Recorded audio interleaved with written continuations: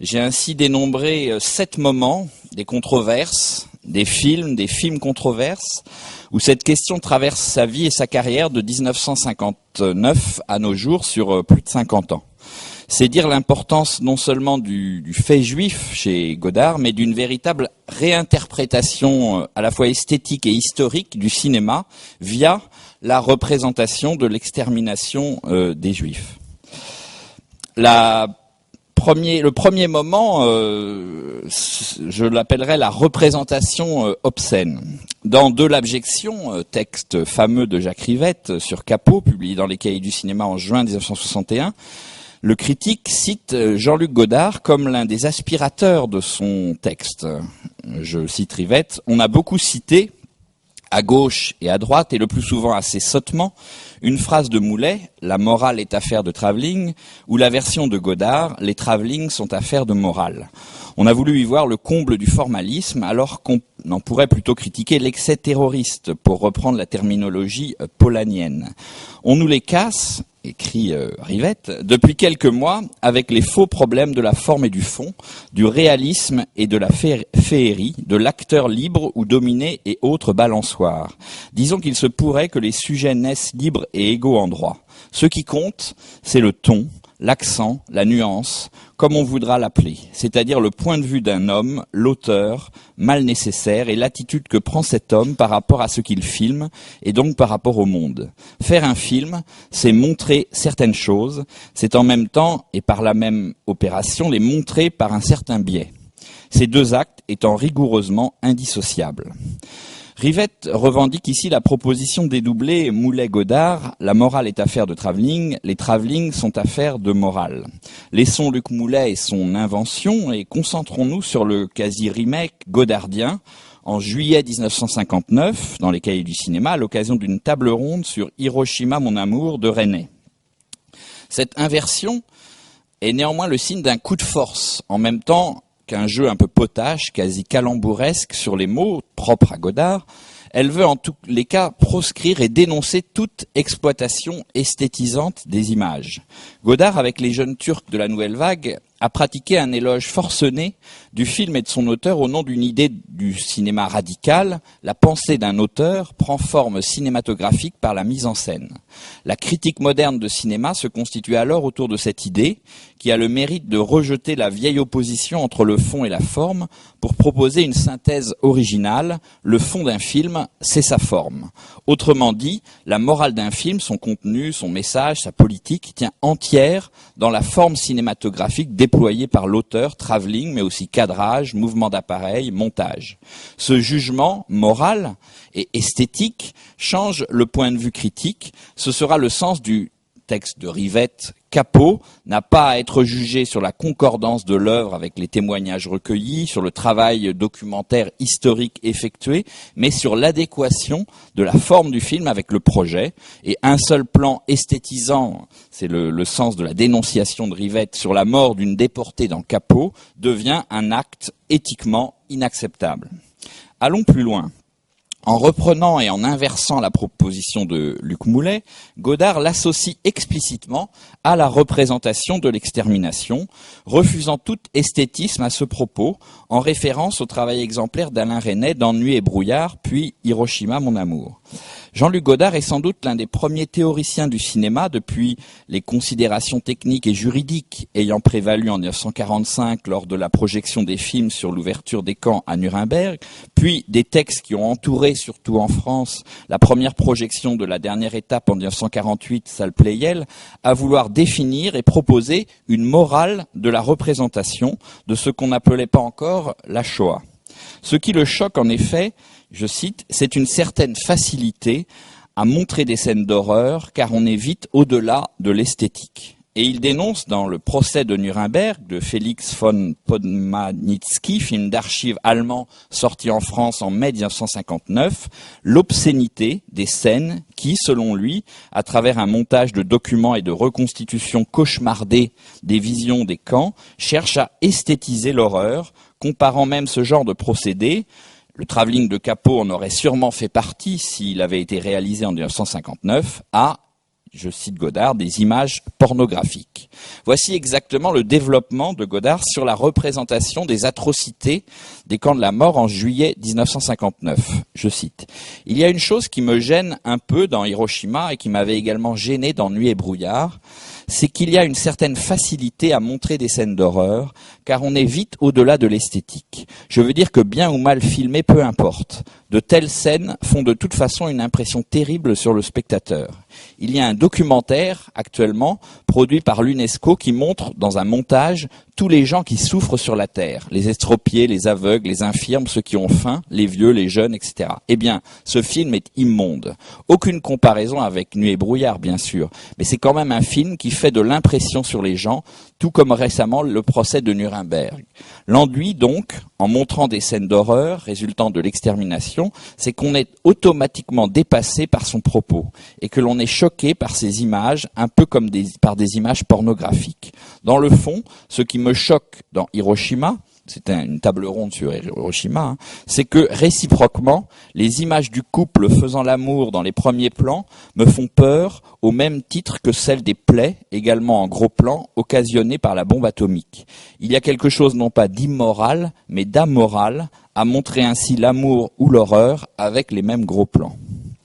À l'encontre de l'obscénité dénoncée de ces montages d'archives ou de ces mouvements d'appareils, de ces reconstitutions ornementales des camps qui visent, je cite Samuel Fuller, à faire mieux que les Allemands, l'axe critique réunissant Moulet, Godard, Rivette oppose une autre morale des images, celle du refus de la reconstitution, du refus de la représentation spectaculaire ou simplement esthète du camp de la mort. Il ne s'agit pas de filmer le plus esthétiquement possible, ni même le plus vraisemblablement possible, la vie et la mort dans un camp d'extermination, mais de trouver le regard juste, le montage juste, qui permet de représenter par l'écart l'extermination.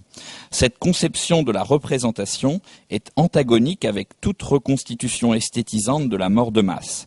Pas de poésie après Auschwitz, on connaît la célèbre phrase d'Adorno qui est revenue sur cette formule demeurée célèbre, pas de reconstitution des camps par le cinéma, pourrait-on ajouter, ni d'ornementation de l'extermination par un geste esthétique, selon cette tradition critique. Deuxième moment dans ce passage en revue comme ça de 50 ans de pensée godardienne sur la Shoah, une femme mariée. Je dirais le pavé dans la mare de la conscience française trop tranquille. Dans Une femme mariée, tournée à toute vitesse à l'été 1964, Godard cherche d'abord à saisir les signes de l'immédiat, la société de consommation, l'émancipation sexuelle de la femme, l'actualité des sujets dont on parle, et il le fait avec un regard extrêmement critique et ironique. Il offre un rôle à Roger Lénart, figure pour lui prestigieuse, un rôle de grand reporter, je dirais, à la Joseph Kessel. On apprend qu'il arrive d'Allemagne dans un petit avion conduit par le mari de l'héroïne, Charlotte, de Francfort plus exactement, où il vient d'assister à quelques jours du procès d'Auschwitz. Godard inscrit là dans son film l'actualité. Le 20 décembre 1963, donc quelques mois avant le début du tournage de Une femme mariée, s'est ouvert à Francfort le procès de 22 responsables et gardes d'Auschwitz, faisant défiler à la barre plus de 350 témoins, dont 211 survivants du camp d'extermination. Le procès d'Auschwitz, sur 1 an et demi, suivi par des centaines de journalistes, marque, après celui d'Eichmann en Israël en 61, une étape dans la prise de conscience par l'Occident de l'importance de la politique d'extermination des Juifs dans l'histoire du XXe siècle et de la nécessité d'en juger les responsables. Si Godard donne ce rôle à Lénart, c'est qu'il s'agit pour lui d'une question essentielle. Mais l'intervention du cinéaste ne s'inscrit pas dans une logique, je dirais, de devoir de mémoire, plutôt dans une perspective critique. Contre cette société française qui oscille entre une forme d'indifférence, un antisémitisme inconscient et ce qui semble déjà devenir une forme de religion civile de substitution.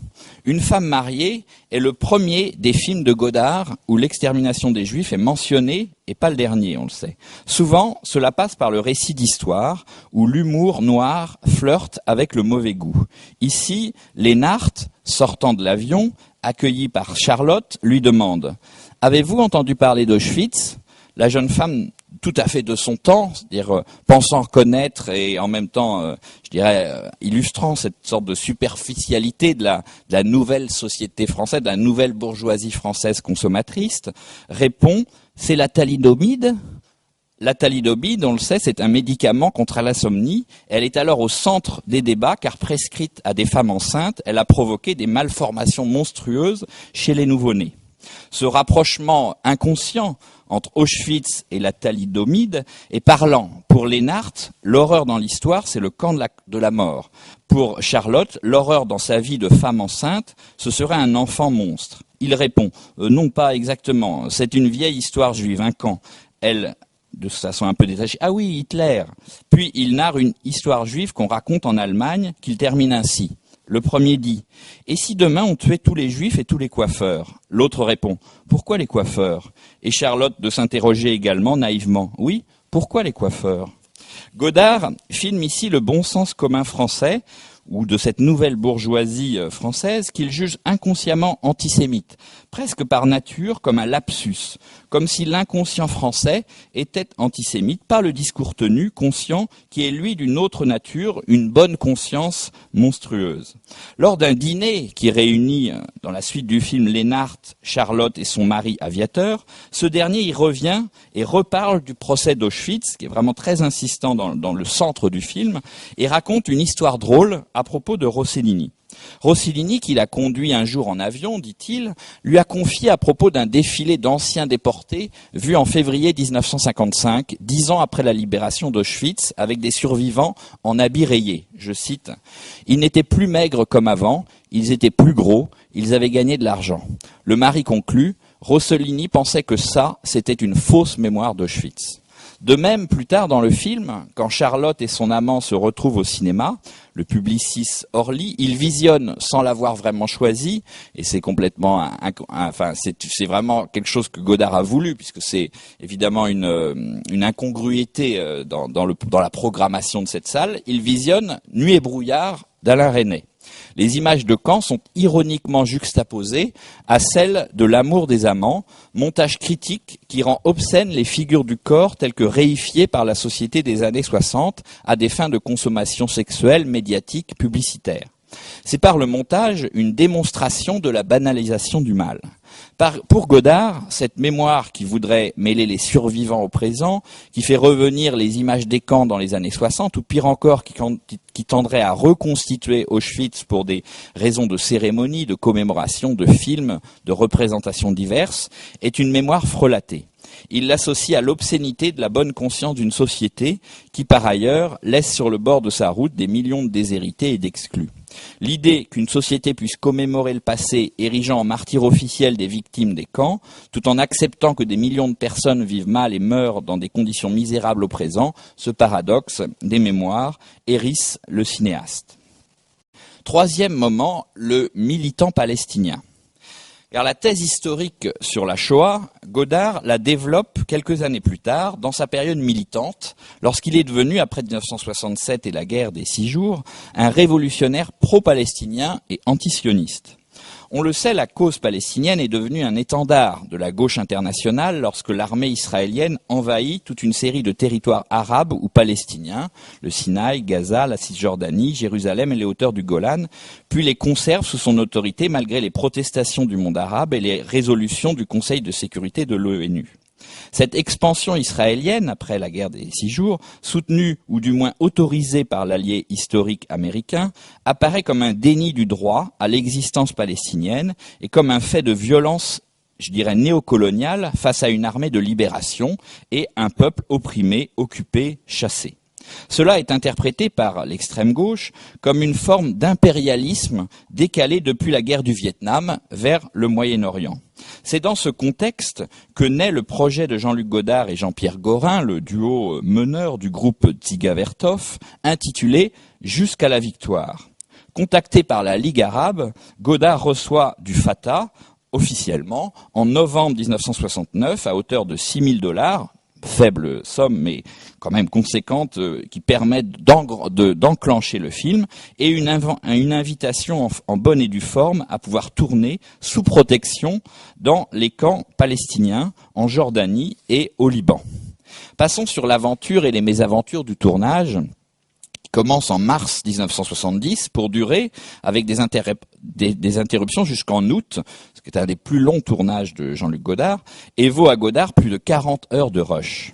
Retenons juste que Godard veut rencontrer et filmer le leader palestinien Yasser Arafat. Il obtient effectivement un rendez-vous. Le cinéaste pose à Arafat 2 questions. La première sur les camps de concentration. Je lui ai demandé, dit Godard, si les origines des difficultés des Palestiniens avaient quelque chose à voir avec les camps de concentration. Il m'a dit non, c'est leur histoire, les Allemands et les Juifs. Et j'ai dit, pas tout à fait. Vous savez que dans les camps, quand un prisonnier juif était très faible, proche de la mort, il l'appelait musulman. Et il m'a répondu, et alors? J'ai dit, vous savez, ils auraient pu l'appeler noir ou d'un autre nom, mais non, il disait musulman. Cela montre qu'il y a une relation directe entre les difficultés des Palestiniens et les camps de concentration. La seconde question posée par Godard est très courte. Quel est l'avenir de la révolution palestinienne? Et la réponse d'Arafat, plus courte encore, je dois y réfléchir, revenez demain.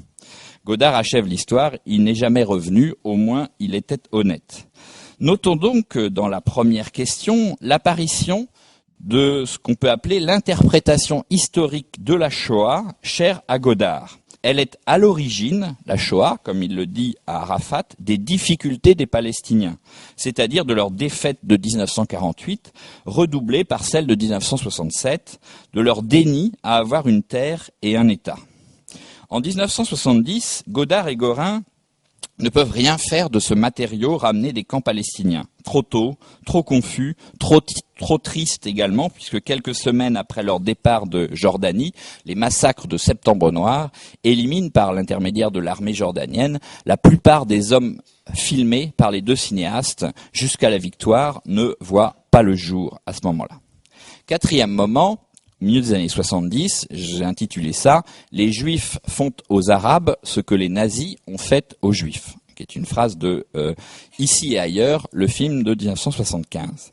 Après Gorin, Godard reprend avec sa compagne Anne-Marie Miéville les rushs orphelins de Jusqu'à la victoire.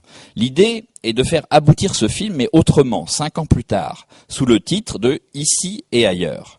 Les images ramenées des camps palestiniens en 1970, empreintes d'une certaine naïveté, d'un romantisme révolutionnaire, on pourrait dire, sont désormais analysées, disséquées, repensées, remontées, et là apparaît bien plus clairement la thèse godardienne, son interprétation historique de la Shoah comme double malédiction, celle du peuple juif entraînant celle du peuple palestinien.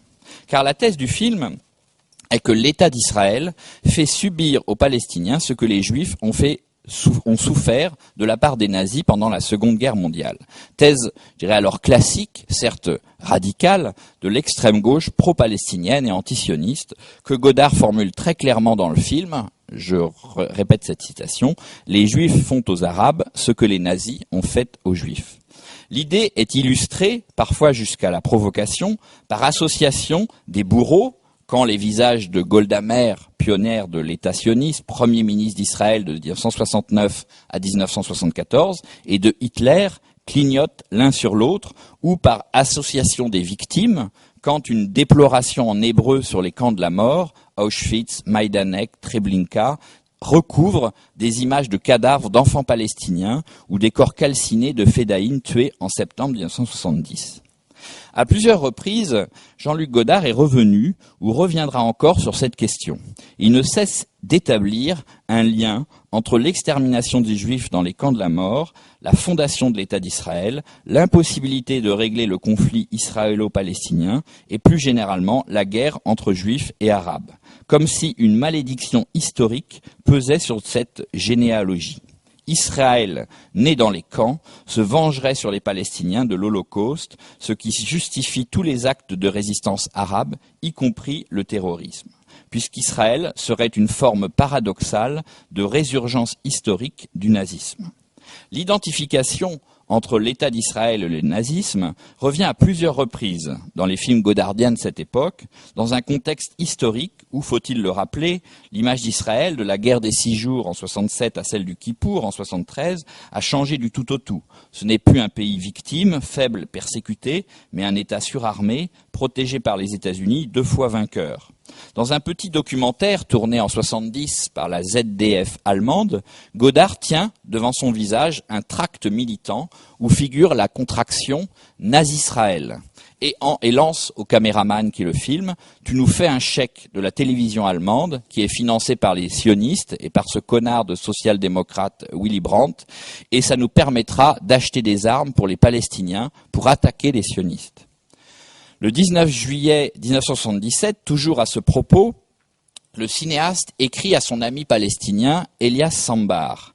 Et dans cette lettre, l'interprétation historique de Godard est véritablement mise à nu. C'est peut-être la lettre la plus, je dirais, à la fois poétique et en même temps explicite, sur cette thèse de la malédiction de la Shoah. On se demande, écrit-il, d'où vient que les Allemands soient devenus à un moment donné de si grands bourreaux et les Juifs de si grandes victimes. Les Allemands, et un Allemand en particulier, soutenu par les autres, a voulu devenir les Allemands, et un Allemand en particulier, soutenu par les autres, a voulu devenir autre sans rien abandonner de soi, c'est-à-dire simplement s'agrandir jusqu'à l'infini, se multiplier jusqu'à ce que mort s'en suive, un peu comme le cancer. Et parmi les peuples qui le gênaient dans son désir de répandre partout sa vérité, qui pour être soi était d'abord un autre, qui partait de la différence et pas du semblable, il y avait le peuple juif. Il fallait donc, pour les Allemands, non seulement l'exterminer, mais le rayer de la terre, et dans un grand spectacle en plus. Et c'est ainsi que l'image originale du peuple juif a eu enfin droit de citer.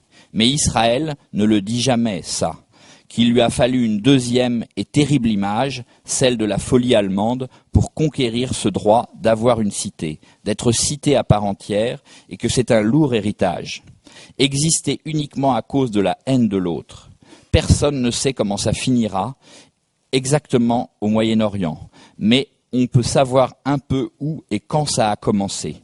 La guerre actuelle au Moyen-Orient est née dans un camp de concentration, le jour où un grand clochard juif, avant de mourir, s'est en plus fait traiter de musulman par un quelconque SS. Il fallait effectivement être le génie du mal pour pouvoir inoculer dans le souvenir de 6 millions de morts juifs le souvenir de la haine de l'autre, mais de l'autre juif cette fois, car dans 30 ans, le peuple juif allait rencontrer son semblable, un autre peuple juif, et sur un territoire bien précis, pas dans la nuit et le brouillard, et qui lui disait « Je suis pareil à toi, je suis un Palestinien ». Godard est donc, on pourrait le définir presque comme une sorte d'historien maudit. Il voit, dans la Shoah, les origines refondées du peuple juif, l'extermination. Il devient une quasi-renaissance, celle qu'incarne la création de l'État d'Israël. Godard est également un antisioniste pessimiste. Il ne croit pas la paix possible entre Israël et les Palestiniens, entre les Juifs et les Arabes au Moyen-Orient, au nom même de cette malédiction de l'histoire qui fera toujours rejouer la Shoah contre les Juifs des Juifs, c'est-à-dire contre les Palestiniens des Israéliens.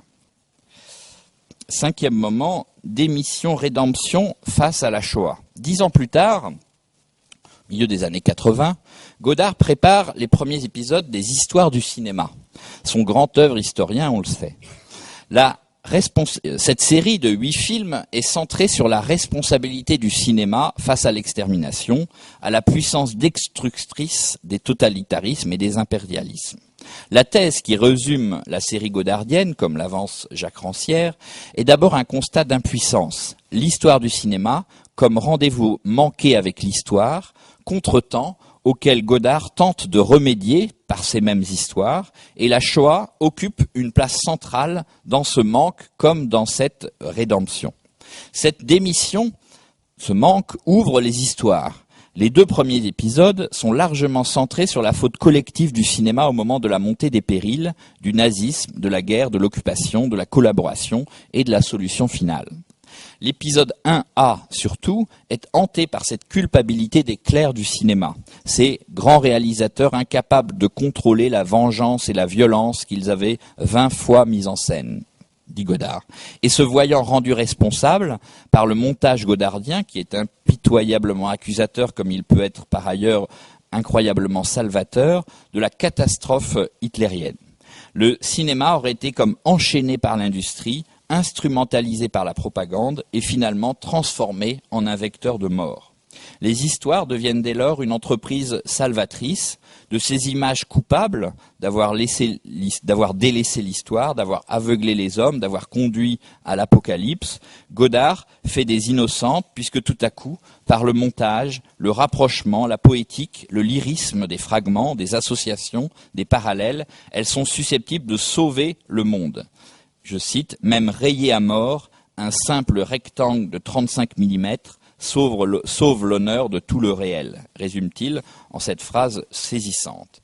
Cette rédemption du cinéma par sa confrontation à l'histoire traverse évidemment les actualités filmées par les opérateurs à l'ouverture des camps de la mort.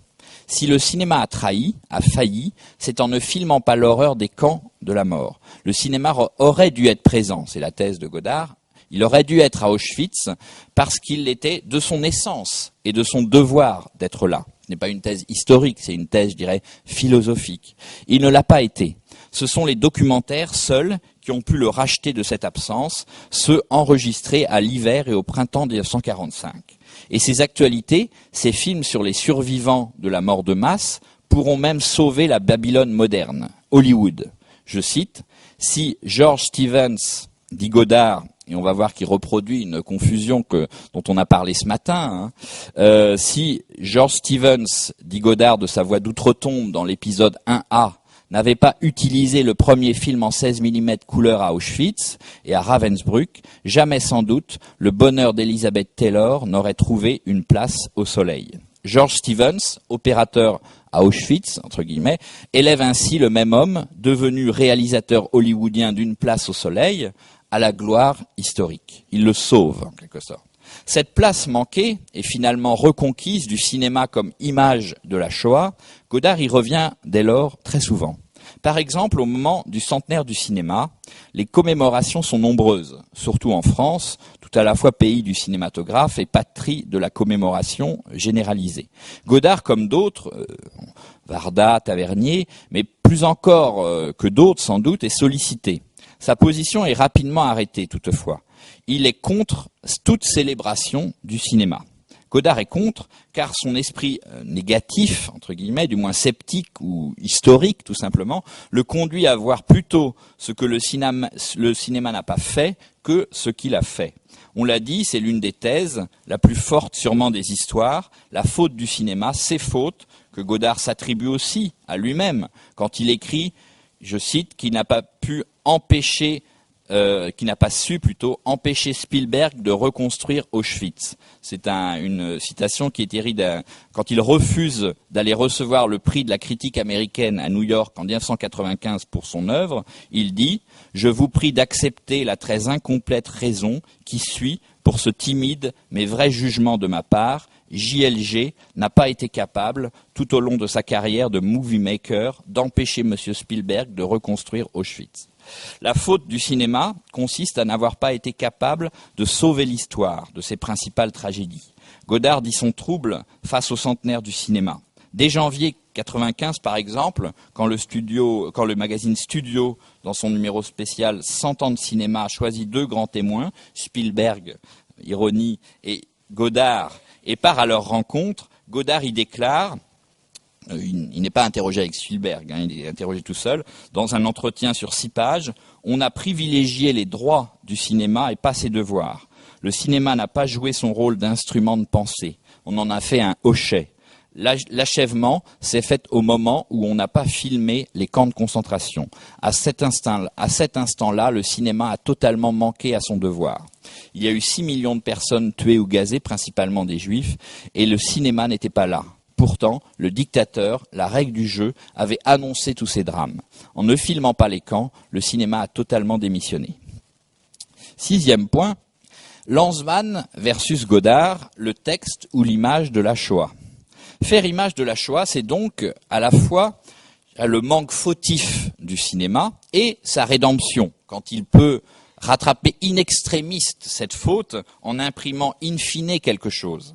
C'est sur ce terrain de l'image manquante, ou de l'image présente finalement, que se situe la controverse suivante. Le 21 octobre 1998, alors qu'il donne un long entretien aux Inrecuptibles pour la sortie de son livre, en livre et en vidéo de ses histoires du cinéma, Godard ouvre ce fond polémique. Je cite, « Les nazis avaient la manie de tout enregistrer. Les archives, on en découvre toujours longtemps après. Je n'ai aucune preuve de ce que j'avance, mais je pense que si je m'y mettais avec un bon journaliste d'investigation, je trouverais les images des chambres à gaz au bout de 20 ans. On verrait entrer les déportés et on verrait dans quel état ils ressortent. Il ne s'agit pas de prononcer des interdictions comme le font Lanzmann et Adorno, qui exagèrent parce que on se retrouve alors à discuter à l'infini sur des formules du style « c'est infilmable ». Il ne faut pas empêcher les gens de filmer. Il ne faut pas brûler les livres, sinon on ne peut plus les critiquer. Moi, je dis qu'on est passé de « plus jamais ça » à « c'est toujours ça » et que le cinéma permet de penser les choses. Le cinéma du « c'est toujours ça » que défend ici Godard est celui qui aurait enregistré une image de l'extermination. Ceci est en fait une réponse quasi mot pour mot, à un autre entretien donné par Claude Lanzmann au Monde 4 ans auparavant, en réaction courroucée, et ce courroux-là, il le partage contre toute reconstitution par de la Shoah par le cinéma, dans la tradition rivetto-godardienne déjà évoquée. En réaction donc au film de Steven Spielberg, La liste de Schindler. Voici ce que disait Lanzmann. Il n'y a pas une seconde d'archive dans Shoah, parce que ce n'est pas ma façon de travailler, de penser, et aussi parce qu'il n'en existe pas.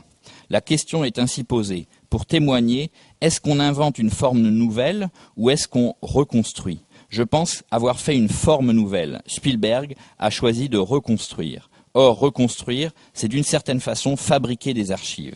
Et si j'avais trouvé un film existant, un film secret, parce que c'était strictement interdit, tourné par un SS montrant comment 3000 juifs, hommes, femmes, enfants, mouraient ensemble asphyxiés dans une chambre à gaz du crématoire d'Auschwitz, si j'avais trouvé cela, non seulement je ne l'aurais pas montré, mais je l'aurais détruit.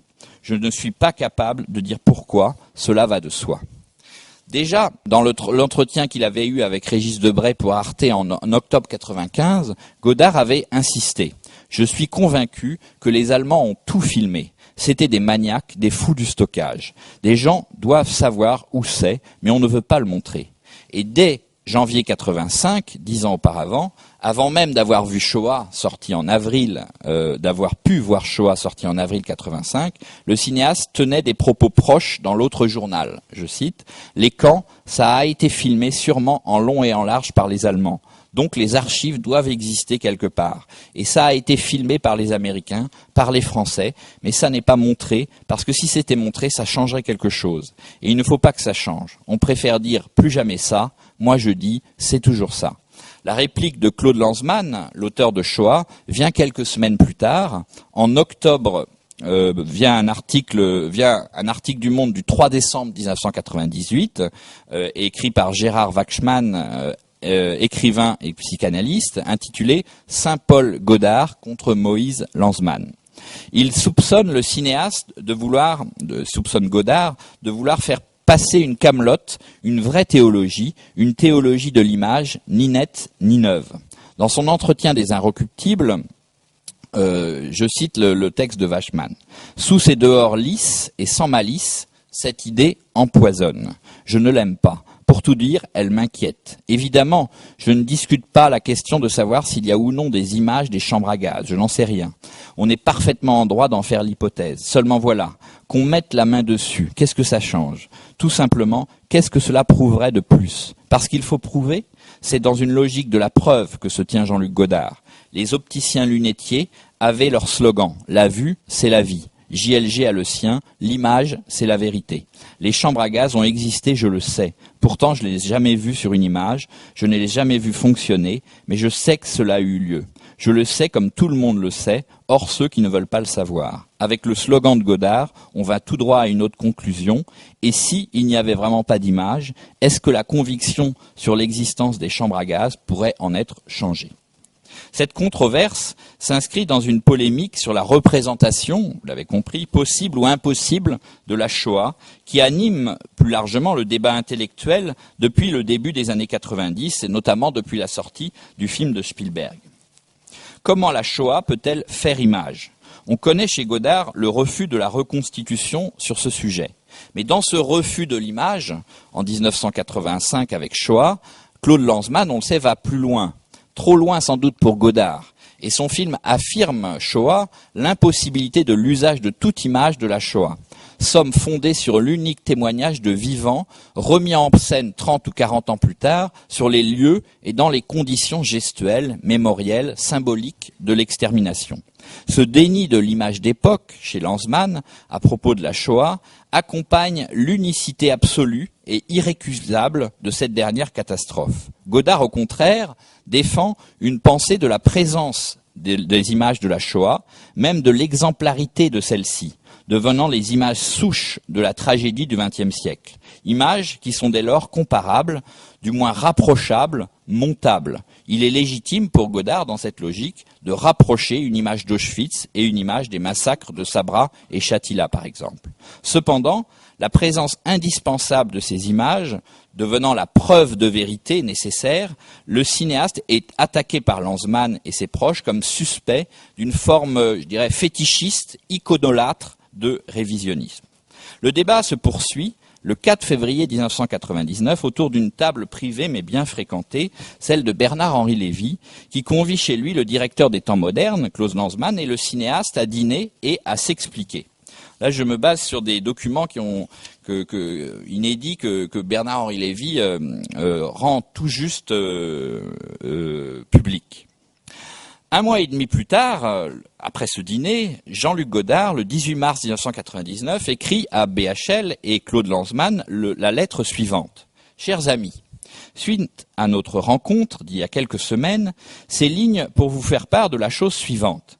J'ai été contacté par messieurs Gilles Sandoz et Pierre Chevalier, lesquels produisent en ce moment pour Arte une série de films d'1 heure intitulée « Gauche-droite ». Je leur ai proposé une sorte de reconstitution de notre dîner de l'autre soir. Le titre serait « Pas un dîner de gala ». Il s'agit d'une conversation à 3, dans un lieu à convenir, où s'opposeraient ce que, pour simplifier, je nomme partisans de l'image et partisans du texte. Le film pourrait être intitulé aussi « Un fameux débat ». L'idée m'en est venue en relisant le texte de M. Gérard Wachman, le match Godard-Lanzmann.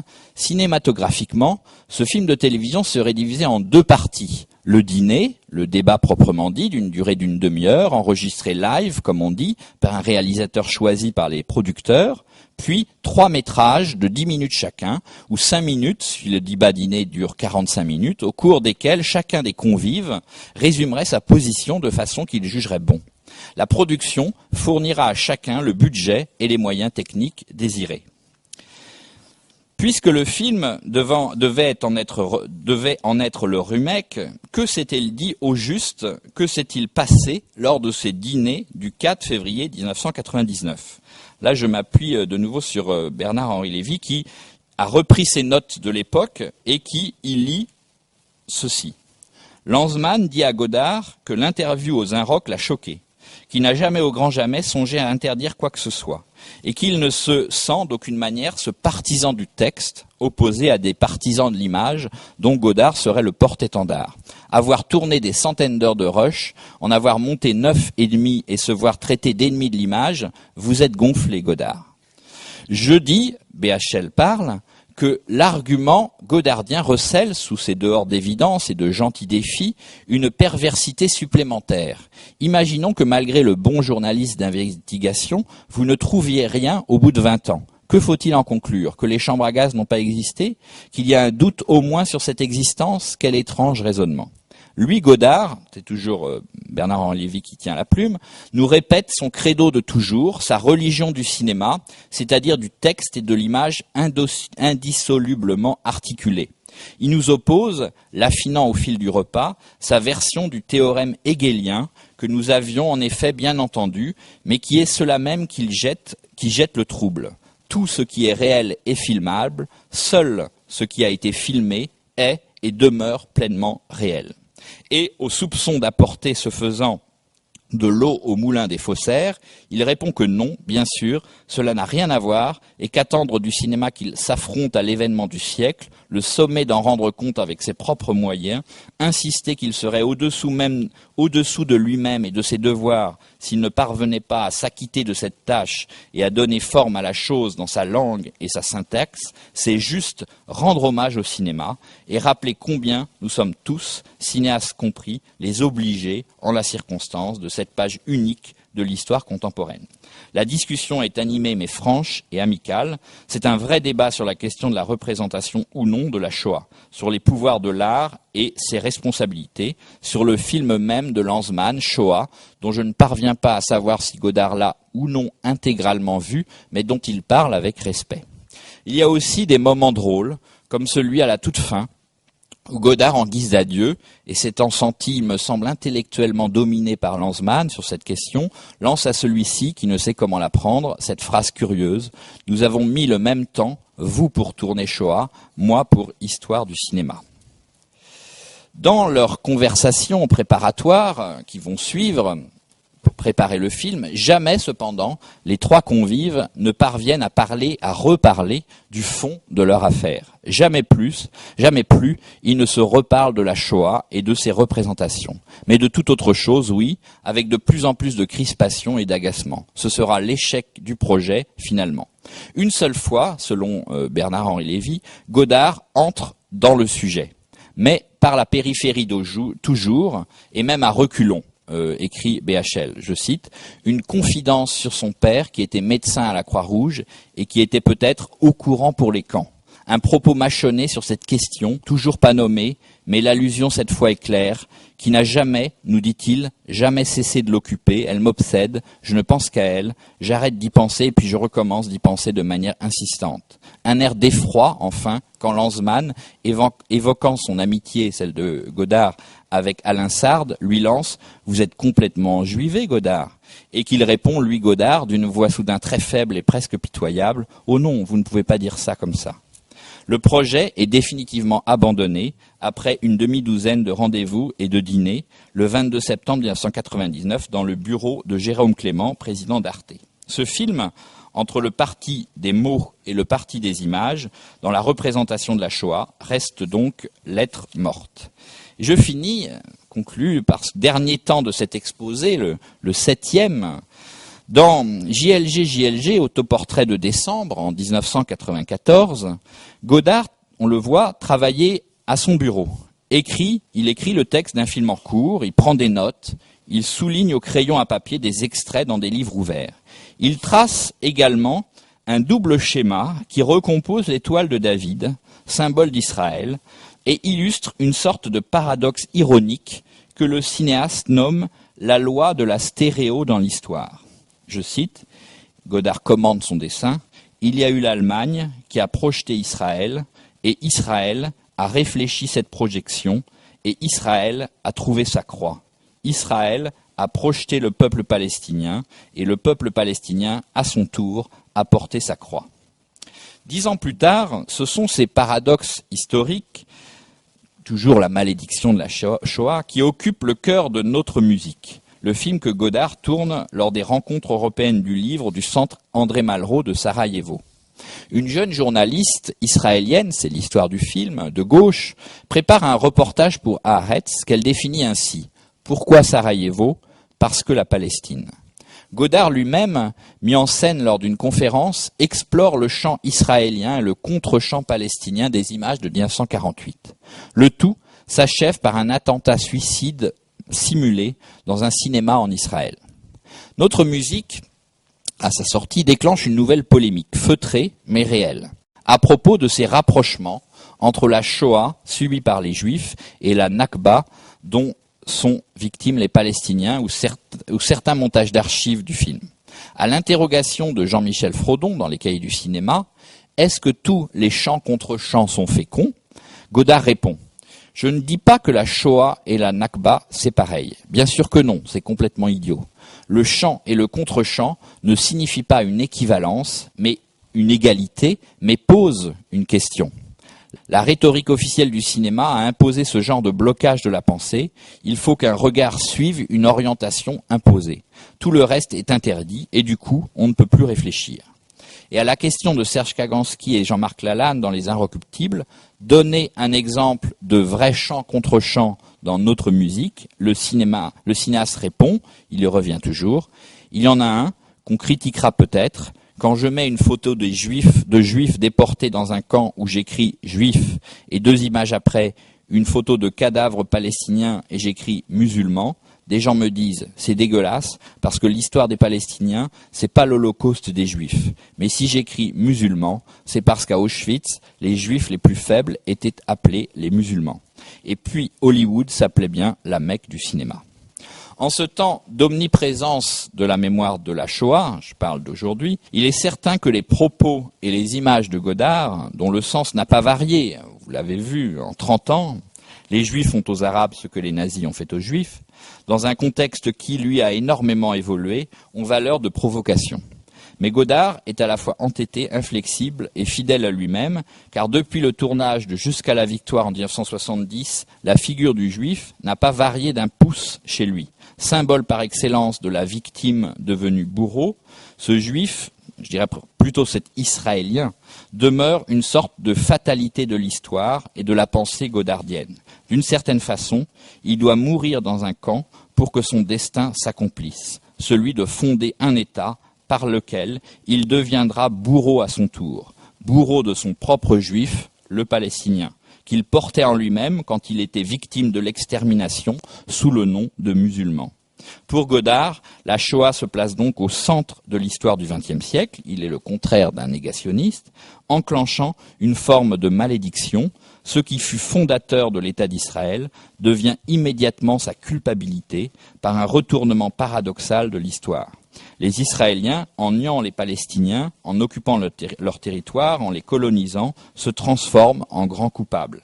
C'est ainsi que, chez Godard, l'histoire se fait de malédiction en malédiction, de victime en victime, de si grands bourreaux pour de si grandes victimes. Merci.